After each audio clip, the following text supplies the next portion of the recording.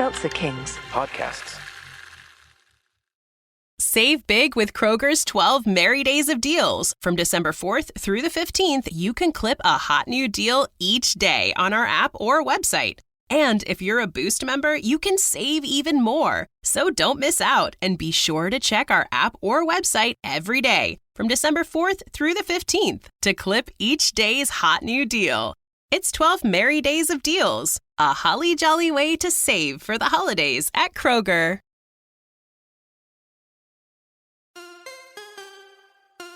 What does an 18-year veteran of the tech industry and a 20-year veteran of the military have in common? More than you might think. Welcome, everyone, to the Second Act podcast, leveling up your life's journey. You can't stop me. You don't got the power. Shut me down. That's not an option. I'm my biggest problem. You don't got the power. Shut me down. That's not an option. You can't stop me. Welcome back, John. What up, Michael? How you doing, man? Good. Another amazing spring day and exciting guest episode today.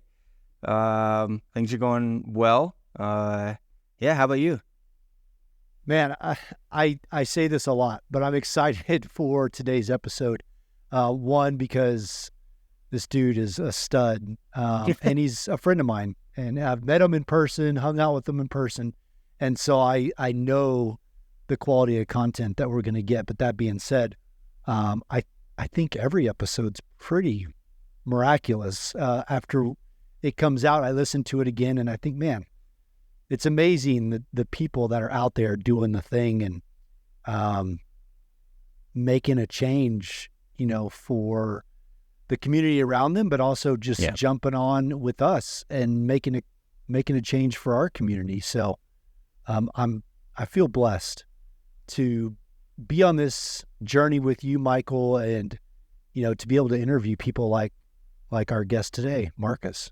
Yeah, and each story is so unique. I mean, there's definitely some commonalities among the journey and the ups and downs that we see in terms of like personal attributes, like grit and perseverance and faith and things like that. But then the stories are so different, and that's what I think makes it kind of interesting. And this one is not going to be any different. So let us welcome everybody back. Welcome back, everyone, to the Second Act podcast with Michael and John. John, do you want to introduce our guest today? Man, I would love to. In this week's episode, we're joined by Marcus Long. And as I said, a guy that I've been able to know for about the last year. But he's the founder of a Long Legacy Capital, a real estate investment firm with holdings that span single-family properties, multifamily housing, cattle farming, and private lending. Marcus, he is a busy man. He's a founding member of the War Room, the Kinetic Man, and seven-figure multifamily masterminds. So a stud in commercial real estate and real estate in general. Prior to his entrepreneurial ventures, Marcus spent 21 years as a Cryptologic Warfare Officer in the Navy. That sounds cool. With his range of experience spanning from a time aboard a submarine to advising admirals on Navy war strategy to satellite intelligence collection and analysis at the Aerospace Data Facility. It's going to make me feel like a dummy, I bet. Marcus's life started in Missouri as one of 5 children, but he now calls Kansas home with his wife and 2 kids. Outside of work, Marcus enjoys traveling, educating, and serving other investors and his community. So, man, that is a lot. Marcus is a busy man. I rarely catch him on the phone because he's always going and coming. But, man, we got him roped into an hour-long episode here. So welcome to the show, Marcus. Awesome. Thanks, John. I appreciate the incredible intro and make me sound a lot smarter than I really am. But no, it's awesome. I appreciate you all having me and the sharing your space with me today with your audience. Yeah, man. Well, Absolutely. I'm stoked, and you are smart. You are an incredibly intelligent person. I recognize that every time that I get to sit down and talk to you.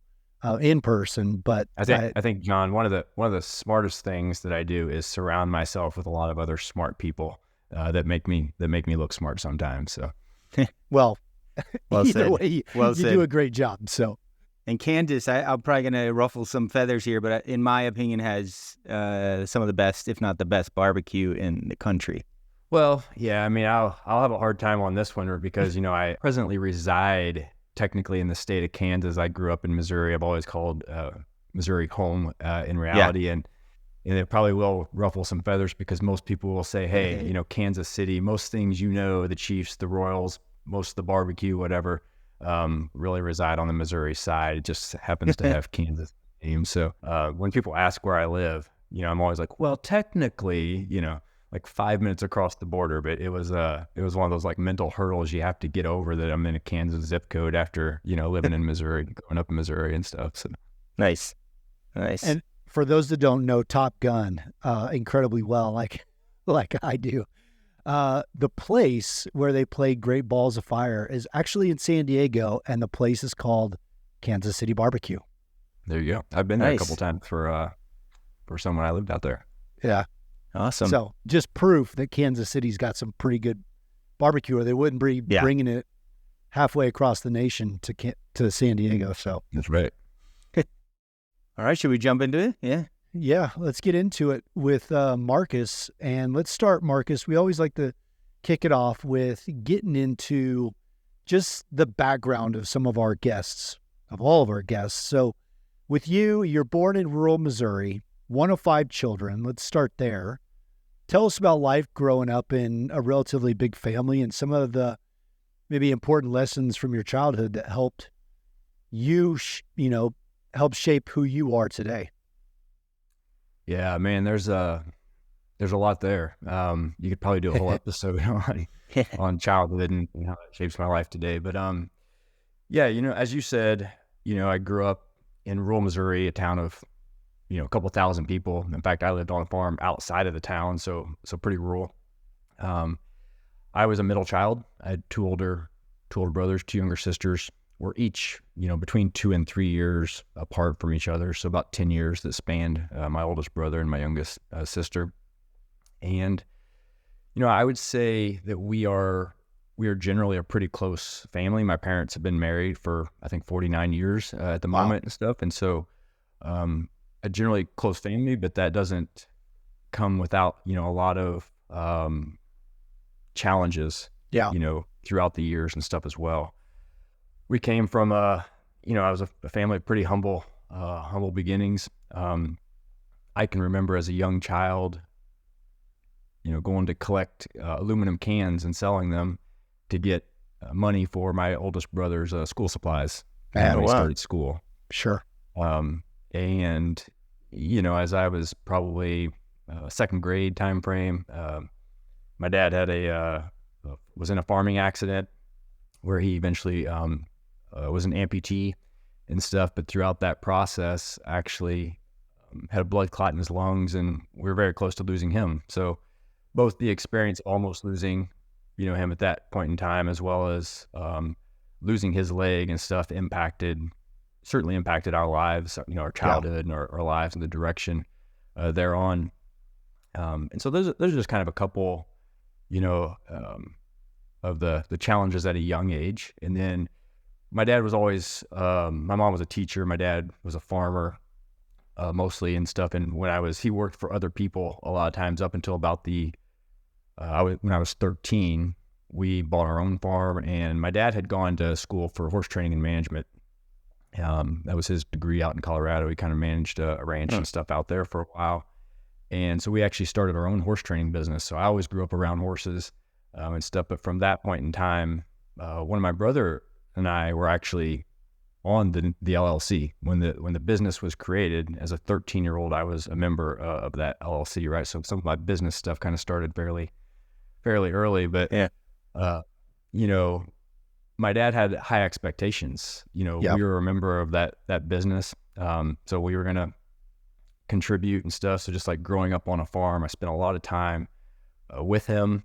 So everything from the example of hard work to how he treated our customers, and the integrity within the business.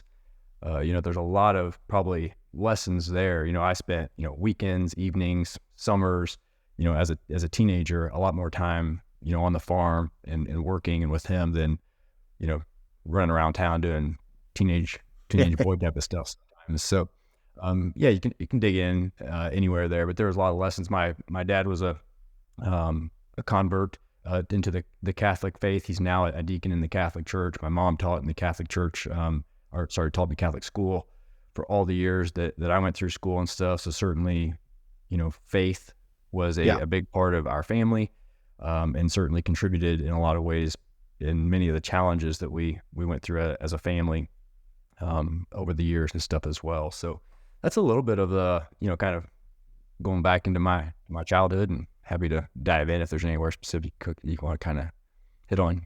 Yeah.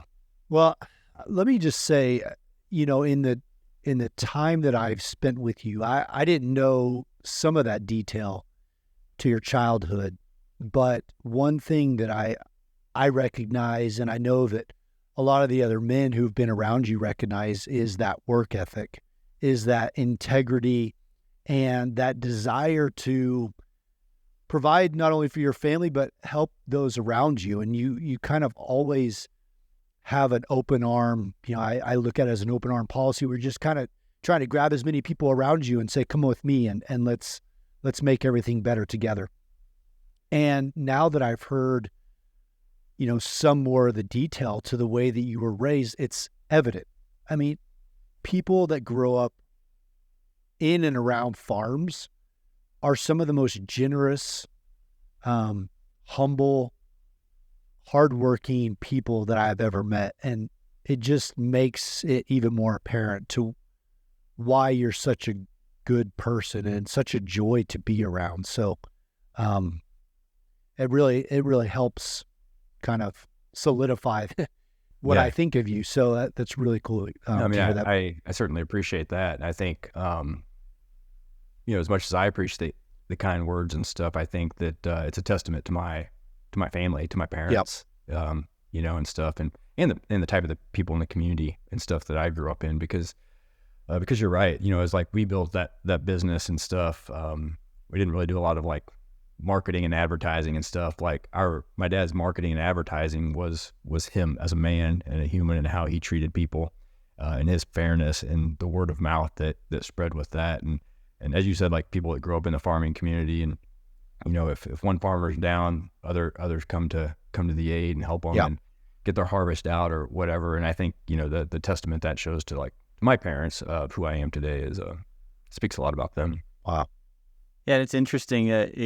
Before we kicked off the show, we were talking about one of our past guests who also spent some time in a rural part of his state on a farm. And there seems to be some consistency with a childhood like that going on to do some pretty cool and interesting things later on in life. So maybe there's something to spending part of your childhood on a farm. I'm going to have to reconsider my strategy here. We joke around. My brother, one of my older brothers in the military as well, and we always kind of joke that as many things we can complain about the country that we live in and the state of it today and stuff like that. Like there's still some amazing opportunities. Humble farm boy from Missouri, and some of the things that we've gone on to have the opportunity to do. We have some pretty incredible opportunities.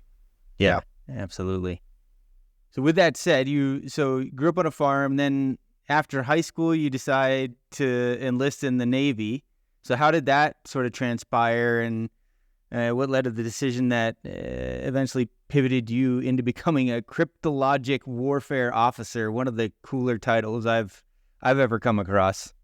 Yeah, it's interesting, like my decision to go into the Navy and the military and stuff in general, because my grandparents, or my grandfathers, I should say, both served in the military. I had a few uncles that did. Most of them, kind of for their, 4 or 6 years type of thing in World War II, Korean conflict, Vietnam War, stuff like that. One uncle that was in for about 30 years. And then my oldest brother joined the Navy about a year or so before I did.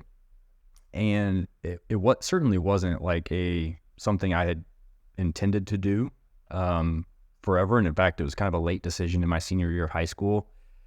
I really enjoyed, training horses and the amount of time I spent with my dad and stuff. And honestly, I kind of thought like, hey, this is what I was going to do later on, and even go to college and stuff for that as well. And I don't know if my dad would even remember these comments, but at some point in time, it wasn't like him giving me like advice or trying to tell me like what to do necessarily. It was kind of a more relaxed, nonchalant like conversation. And as I mentioned, he had gone to college for horse training and management. He had managed a 25,000 acre ranch at one point in time. And when I kind of talked about going to school for that, my dad had made a comment at some point and said, I wouldn't recommend doing that. He's essentially like, you've spent so much time here with me. Like, my dad wasn't a vet, but he could, he would doctor on the horses and stuff like that. And like, he just had so much knowledge and practice and stuff. And essentially, he's like, you have learned from like on the job training, 90% of what you're going to go to school to learn.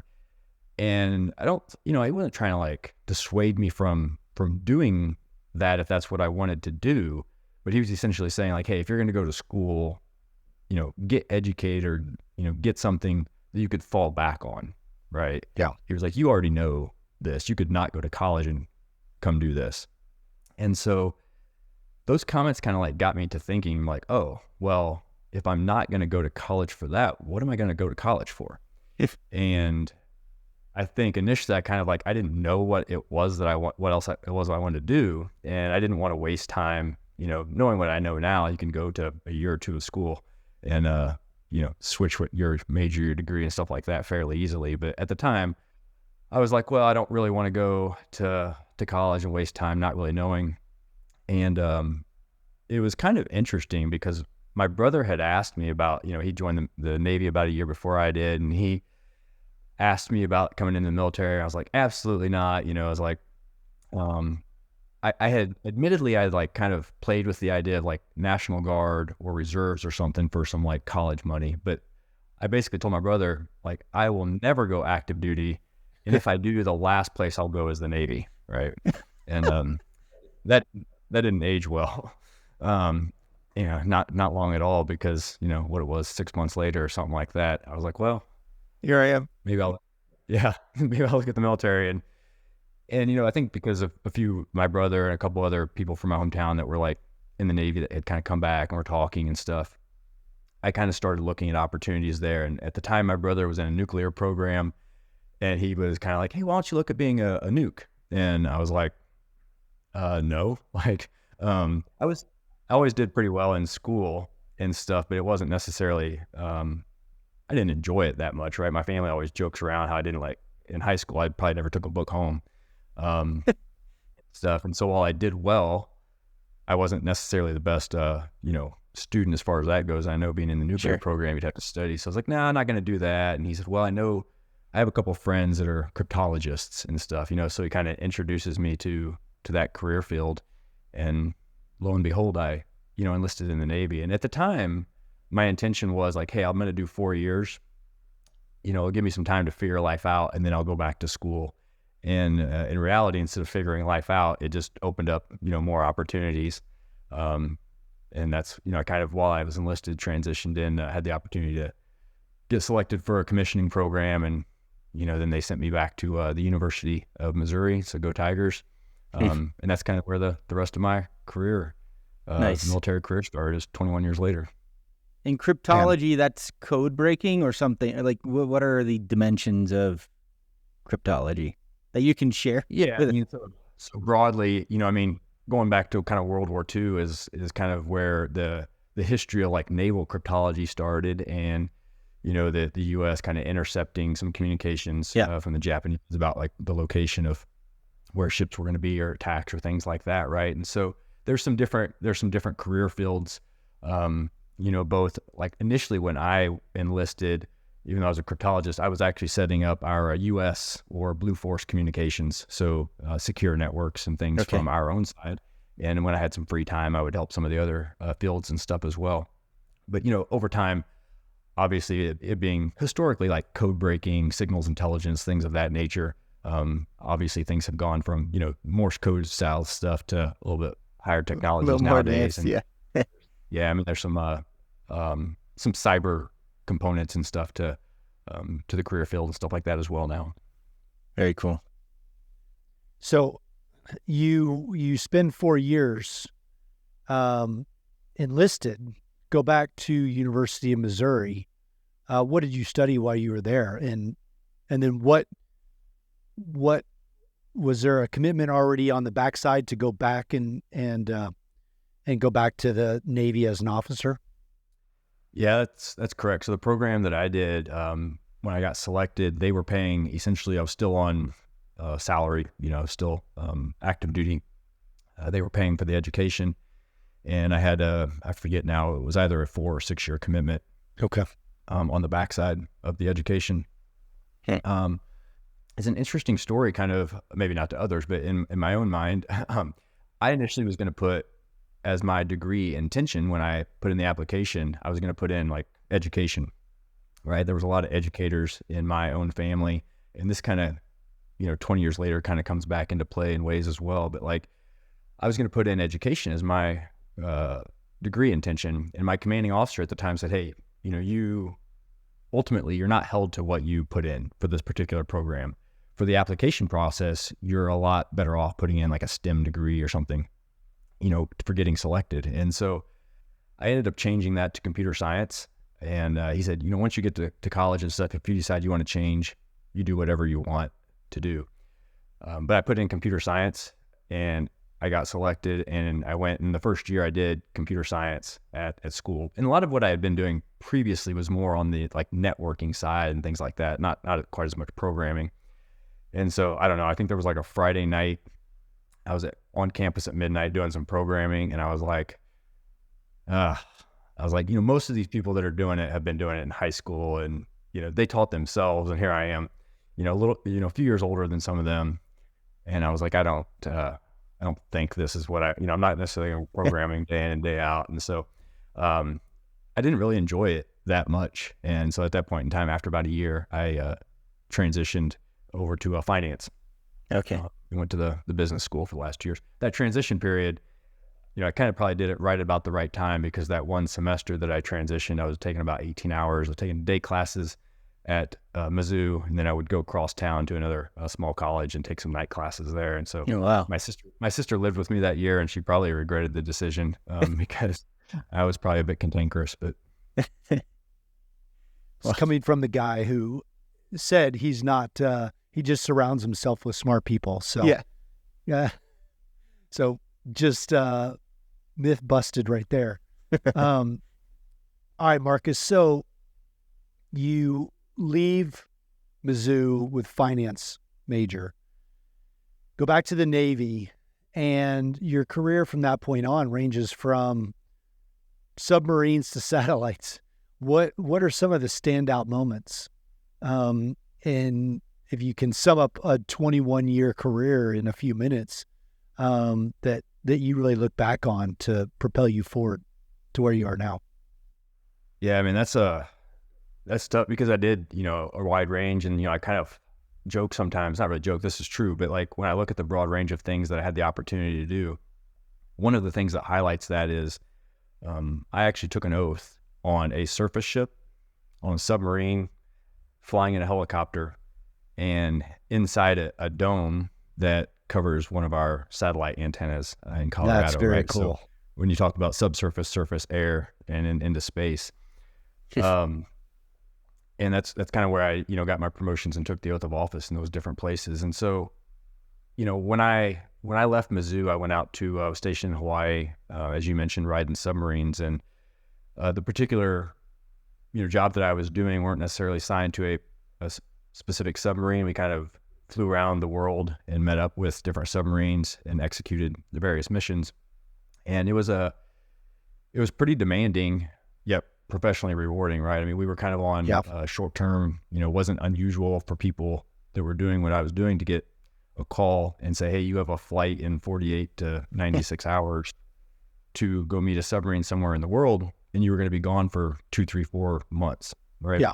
And I also got married during that tour, right? So my wife, we went to college together. She was also in the military, and she was on a ship. And here I was doing this submission that had kind of short notice, calling and stuff. But it was, as demanding as it was extremely rewarding, as a mid 20-some-year-old, to have expertise in a certain field or area in which these commanding officers of, high valued U.S. assets would ask for your advice on where to position, this asset and stuff. Yeah. And like when you built the level of trust with him and with his team, it was often executed. They often took your advice. And so to be mid-20s, to have that level of trust from a commanding officer that had been doing this job for 10, 15, 20 years, was rewarding. So that was a pretty, awesome experience there. And, when I left there, I went on to a surface ship and stuff for a few years. And then, and my wife and I were both on surface ships again. So in the first, probably the first year we were engaged and 3 years of marriage, I used to know the day count, but I think we actually were physically together probably somewhere between 8 to 12 months, in that 3 to 4 year period, just because of back-to-back deployments and deployment workups and things. So that was a challenging time, and of course, like you mentioned, being on the Admiral staff, and then of course at the aerospace data facility was a really unique opportunity where I led, about 60 people, joint military, joint multi-agency, people in a pretty high profile mission. I'll go into too many details on the specifics there, but I had the opportunity, briefing flag officers and even congressmen and stuff like that on a fairly regular basis. And so I think that, sometimes in my story of when you transition and stuff too, you can kind of come back to later. It's like, you get really, the mission was pretty incredible, but there's there are a lot of frustrations and stuff with bureaucracy, and things as well. And so, but anyway, that, we can kind of come back on that, but it was, I just really think about the opportunities I had coming from the farm, as we mentioned early, and through my mid 20s into my 30s and stuff, the level of responsibility, that you are given, and the trust, sometimes depending on who is in your chain of command and things like that, to be able to go and to execute a mission, and stuff is pretty incredible. So it gives you, a little bit of a glimpse in a few things.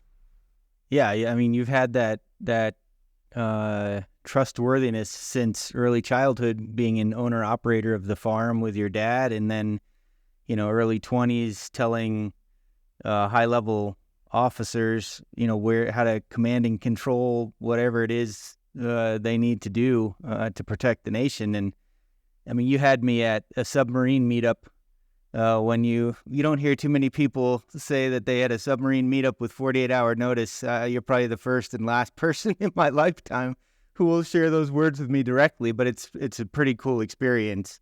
And then over the 21 years, really amazing things it sounds like you've done while you served in the Navy.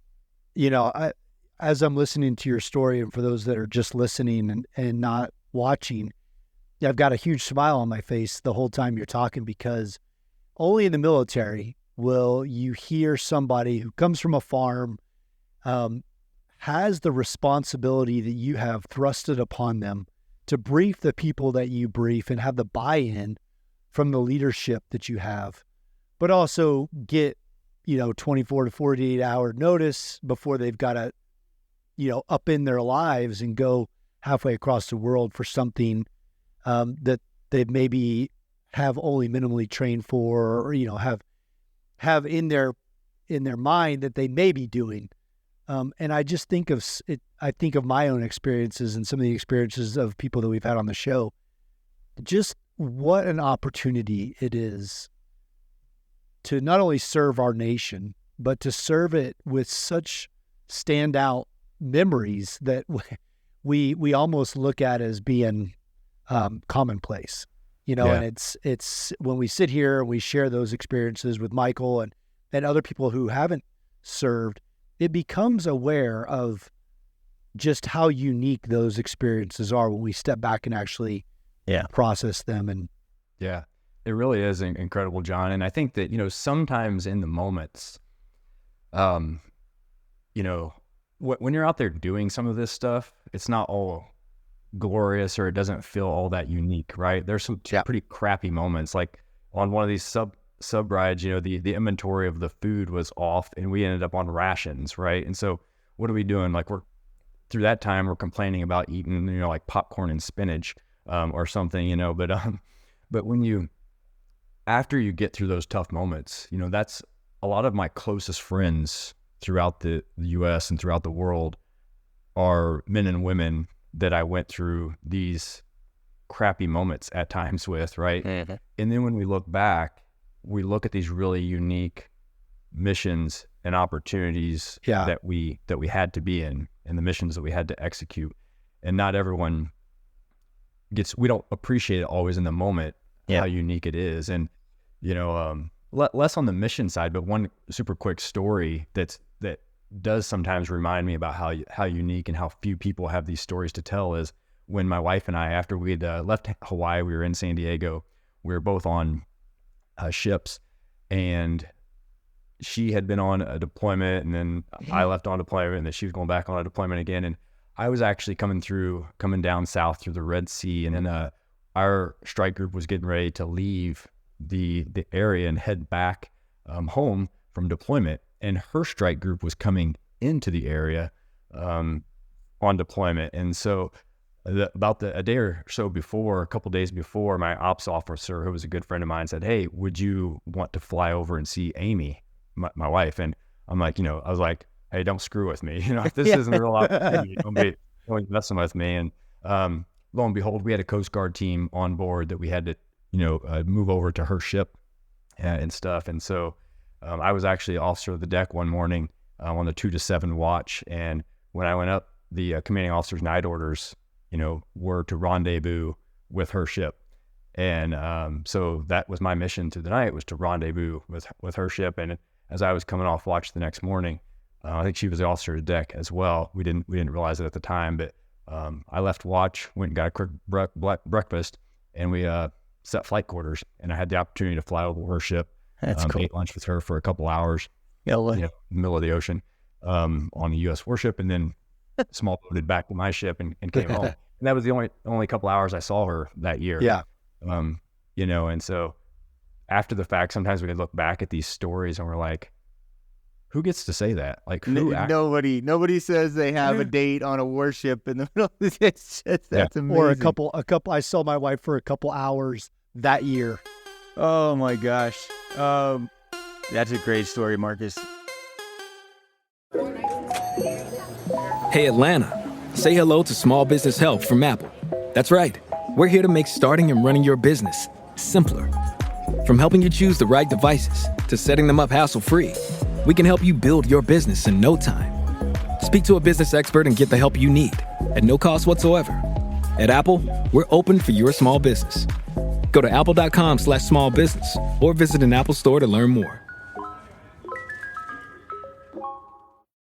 This episode is brought to you by AWS. Amazon Q Business is the new generative AI assistant from AWS. Many tasks can make business slow, like wading through mud. Help! Luckily, there's a faster, easier, less messy choice. Amazon Q can securely understand your business data to help you streamline tasks, like summarizing quarterly results or doing complex analyses in no time.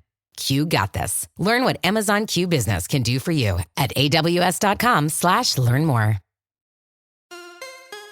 Before we move on, I just want to come back to, so you're entrusted at an early age and in the military to do some amazing things. And I know our audience members sometimes suffer from imposter syndrome, and there's like a skill set to doing something, and then there's a mindset to doing something. So when you're given the opportunity to be entrusted to do these things, whether it's owning and operating a farm or giving strategy to a senior officer in the military, the first time that happens to you, what is going through your mind to help ease your mind and like say, hey, I'm good enough to do this and I'm going to get it done to the best of my ability for these people?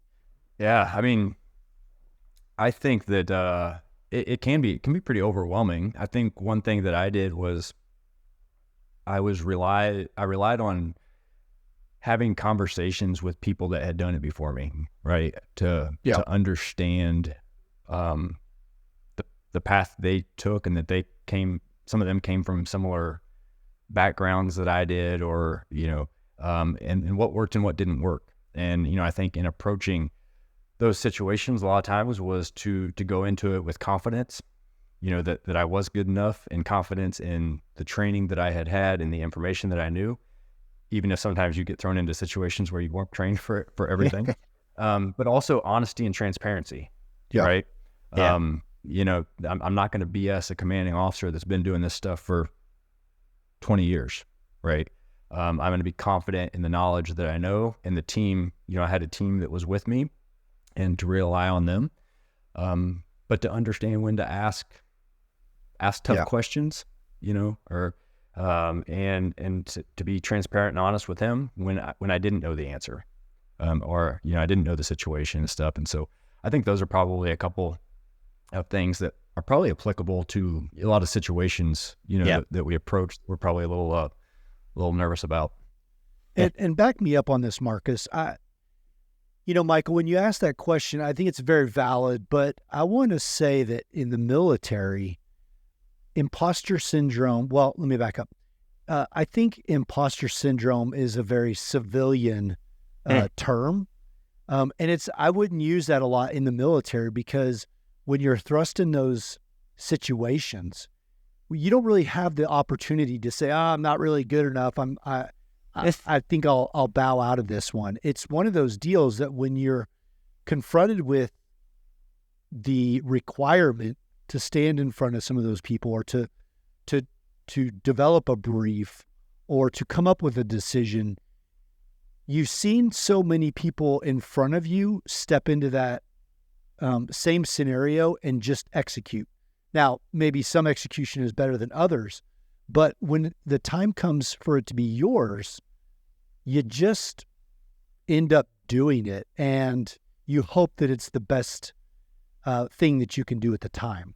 Is that true, Marcus? I mean, did you ever think of imposter syndrome, or was that even a phrase that you used during your time in the military? No, I think that has been tossed around a lot more, like post-military, and like my entrepreneur ventures and stuff like that afterwards, is that feeling. Now, I would say one of my bosses and stuff, and I talked a lot about, I think probably the same scenarios happen in the military a lot, but you don't have the same feeling necessarily, right? Like we always kind of talked about, when you get, every couple of years or whatever, you're thrown into a new position and a new role.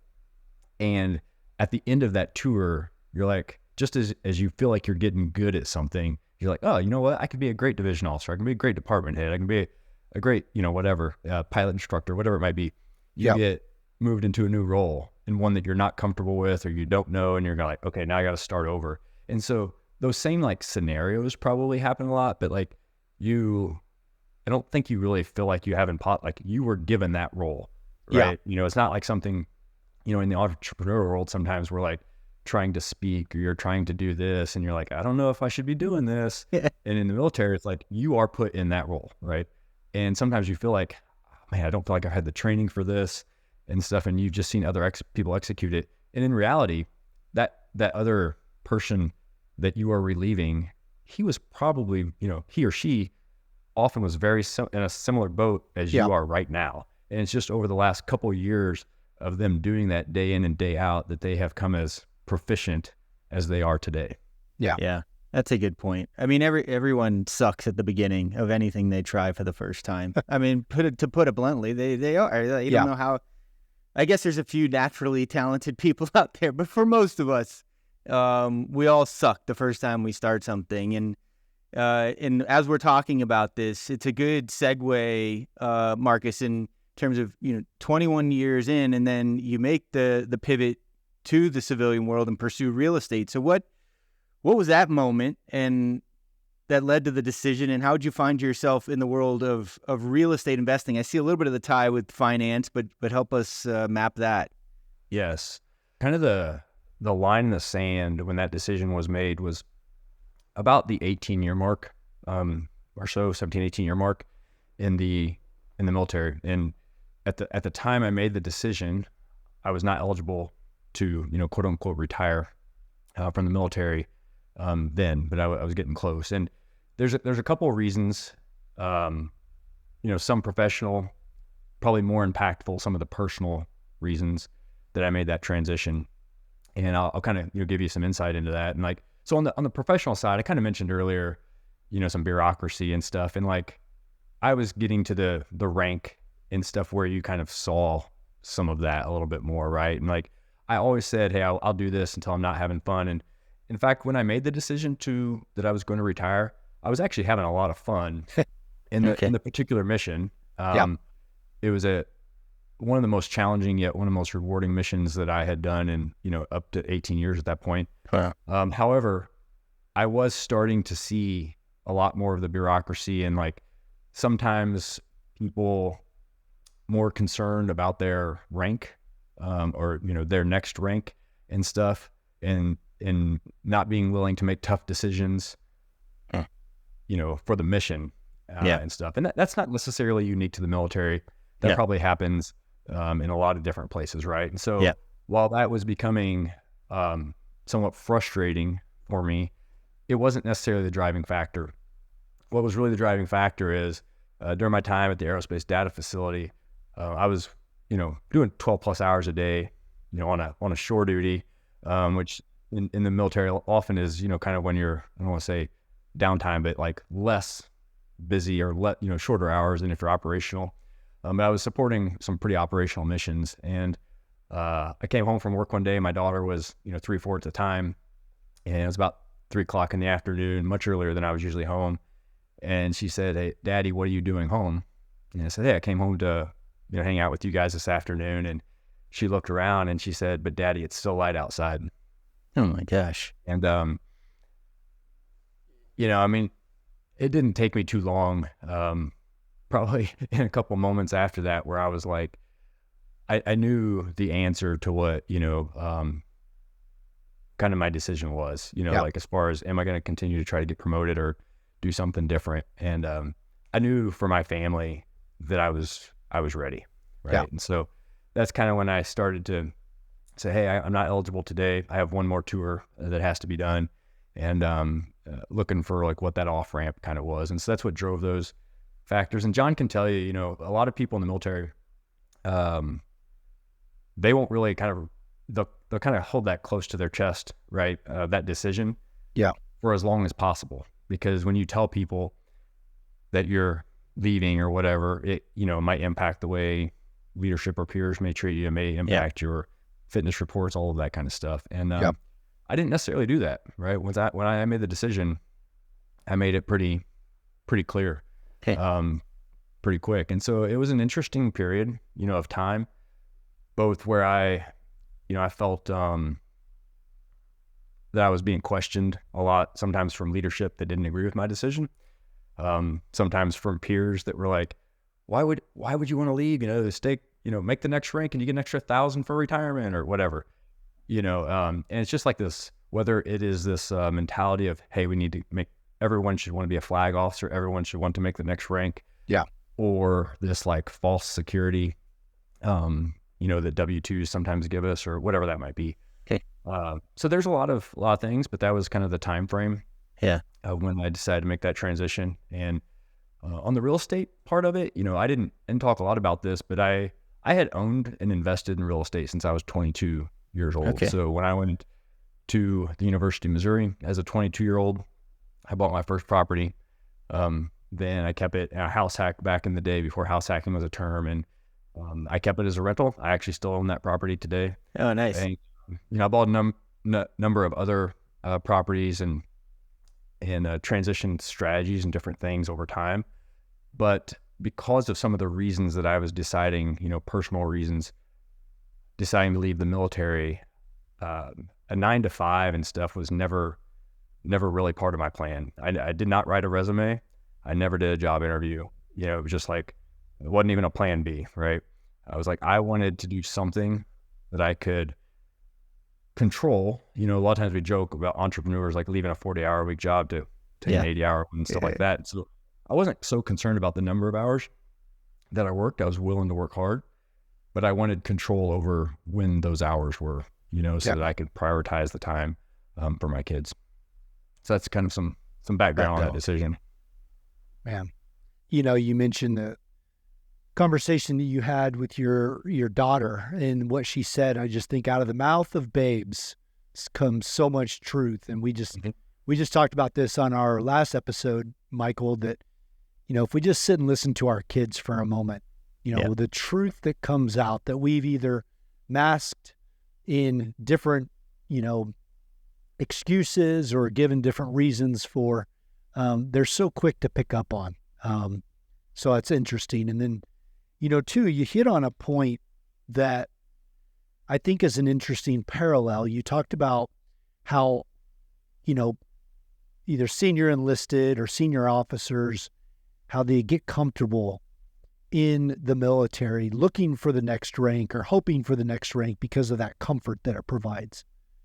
And that resonates so much with some of the other guests that we have on the episode, where they talk about the comfort that they build into their lives, whether it's the house that they've always wanted, the cars that they've acquired, the things that they're, now buying, that lifestyle that they've got to maintain, how that creates this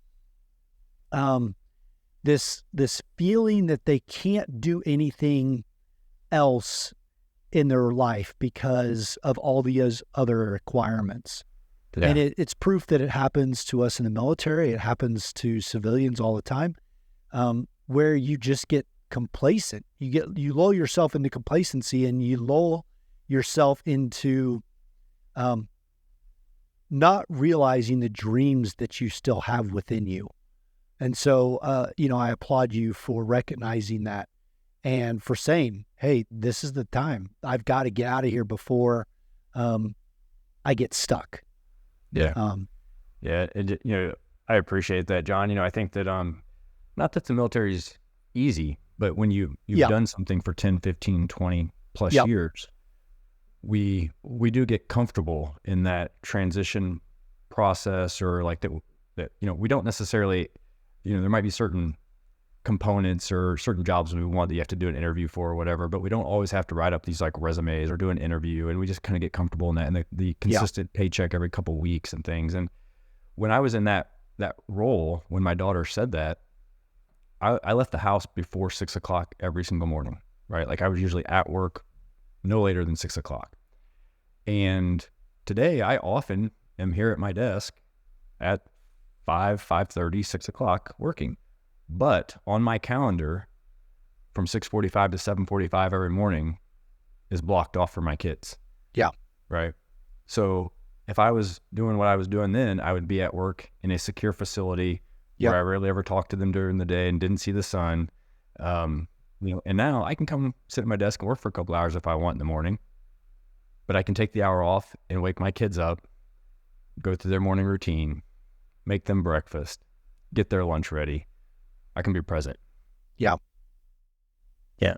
So many people have said, before us, you were talking about learning from those who came before us, and so many people who have gotten into the later years of their lives have often said, one of my, either my biggest regret or one of the things I'd wish I had done differently is spent more time with my family and friends. So it's awesome to hear you made that conscious decision, Marcus, to be more present for you and your family. Yeah. No, I appreciate that. And I'm glad my daughter said those words when she was 3 and not like 15. And just based on your comment there, I actually have this book here on my desk, Taking Stock. I don't know if you guys have read that one. I haven't. It's kind of the hospice doctors and stuff. So it just reminded me, that's a lot of the message that people into their life and stuff, talk about wishing they had made more time for family, friends, things like that. Then, no one ever says, I wish I would have spent more time at work. So yeah, exactly. So now you're making pancakes and peanut butter and jelly sandwiches.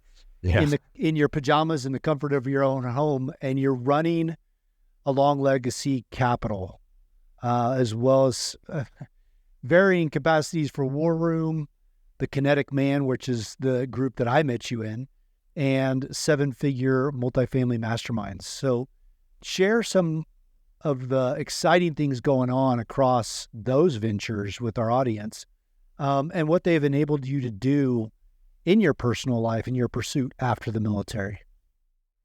Yeah, so I mean, just like quickly on the long legacy capital side,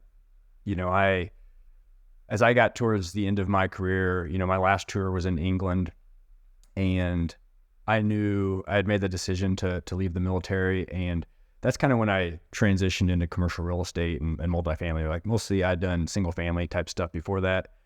And I realized like, hey, if this is going to be, kind of my path post-military and what I'm professionally going to be doing, I need to be more systematic about the things that I'm doing and less opportunistic as I've been in real estate in years previously. And so that's kind of the strategy and the path that I decided to take. And it's been super rewarding over the past, we're about 18 months now, since I, my last day in the military. I don't want to say since I transitioned, that takes a long time and is still happening, but, since my last day in the military, and it's been very rewarding.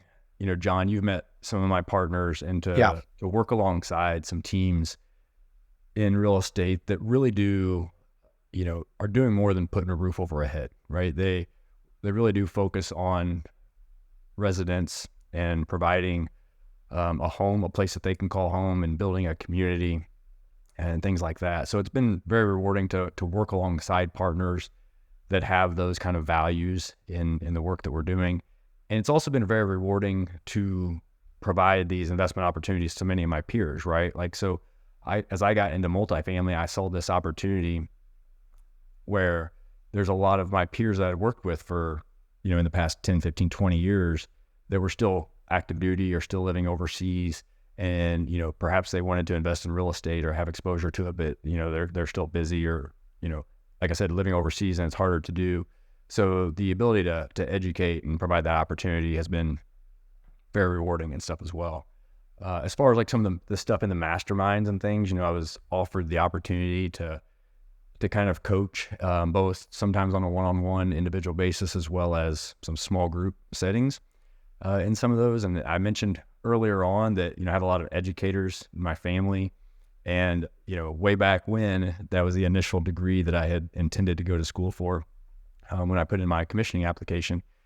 And while I've never done education in a formal sense, school system and things like that, I think I see a lot of that coming out now through some of my roles in some of these groups, and really enjoyed the opportunity, both with some of my investors specifically, and then also in the ability to coach and stuff, to spend time and help people along that way. And so, as I mentioned, we're 18 months after my last day in the military, and there's still some new opportunities that are kind of opening up there. I've some of those roles have given me an opportunity to speak on different levels, which I'm really enjoying, both, about real estate stuff, but also as being a father, being a husband, some different aspects of life and stuff as well. And I've even, had some conversations with my alma mater, the University of Missouri, and the business school there and stuff, about some opportunities to teach, college students and stuff about real estate and things, which when I got my finance degree, real estate was,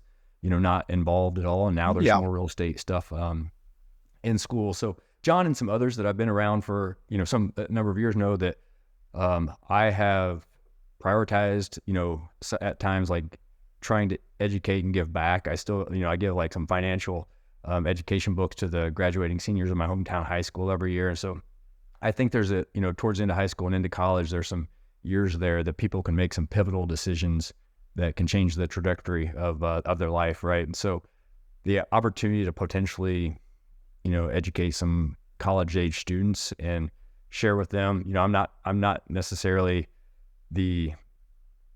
and my wife's kind of surprised sometimes. She's like, I don't really see you teaching in a college, classroom type of thing. But I think, bringing in some of these like real world experiences and maybe a little bit less textbook stuff has been a unique thing. admittedly, I'm balancing some of this. I'm kind of slow to say yes to some of these opportunities. Yeah. Because while they are things that I think I would really enjoy, I also have to look at the time commitment. And, my kids right now are 9 and 6. And will those opportunities, or can I take those opportunities a few years from now instead of today, right? If it's going to take too much time away from the kids. And so I'm pretty slow to jump on some of them and take my time to try to balance it. Like, hey, is this best for my family right now, even if it's something that I think I would enjoy, or should I wait 3 or 4, 6 years before I jump into that? Yeah. Yeah. Strategically slow. I like it.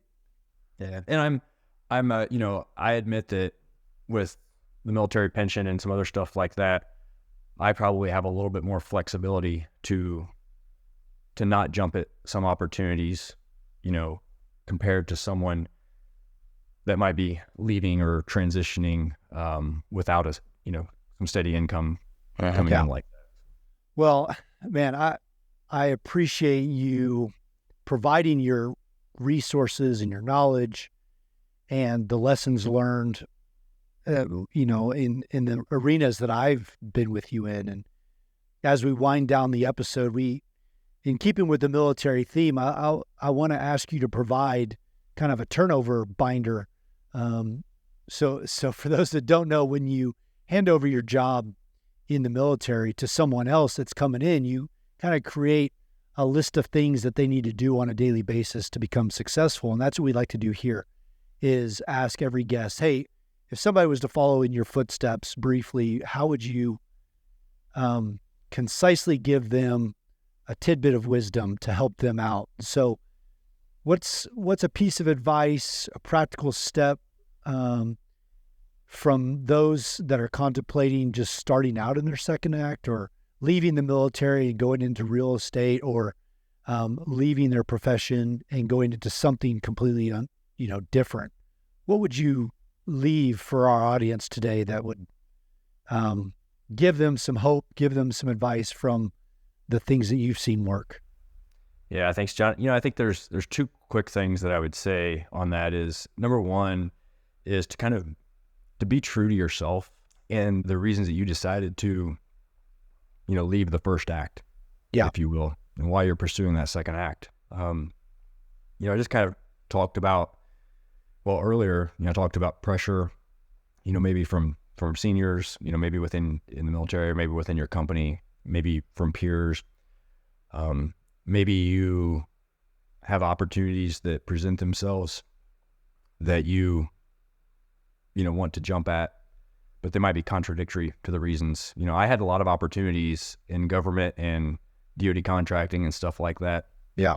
That presented themselves based on some of the roles that I had played and my expertise in those areas.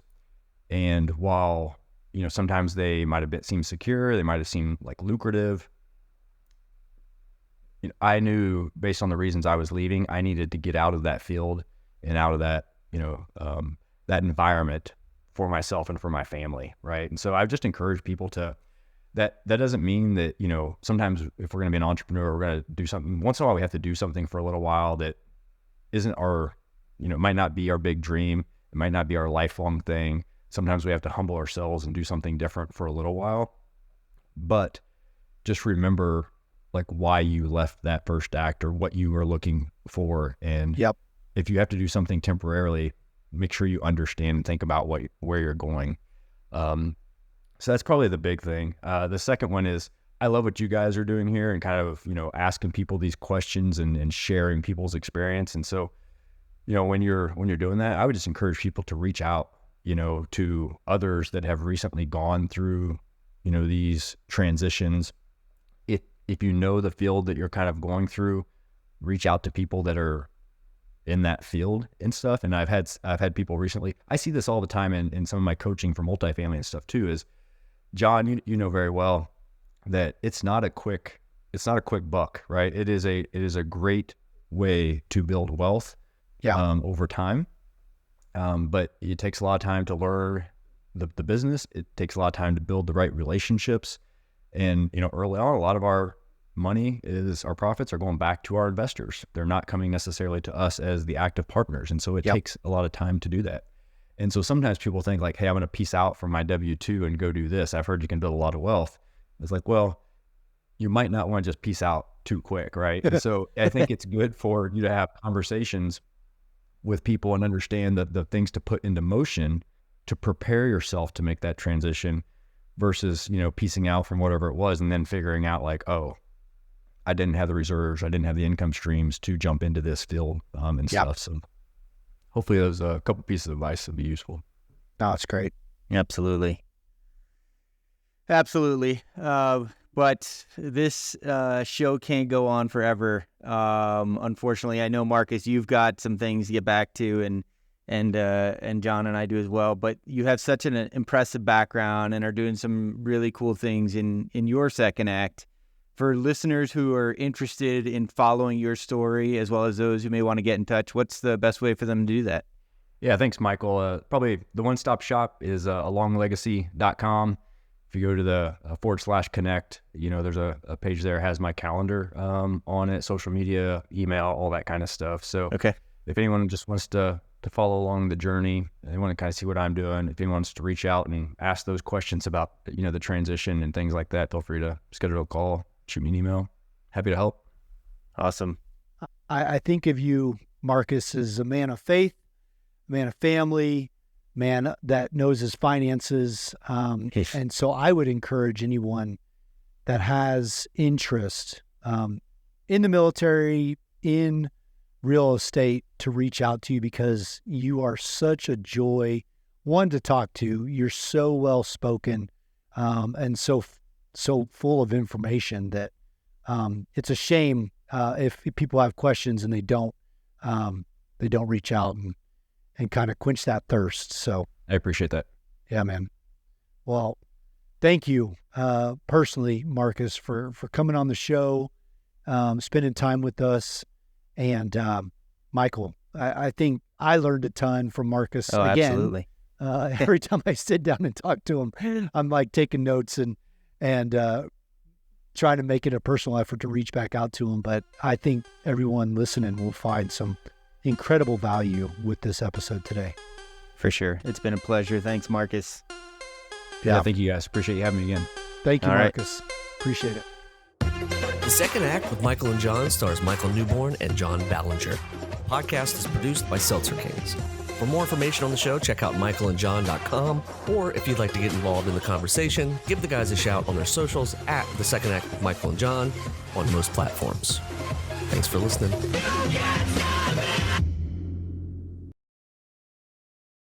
Seltzer Kings Podcasts.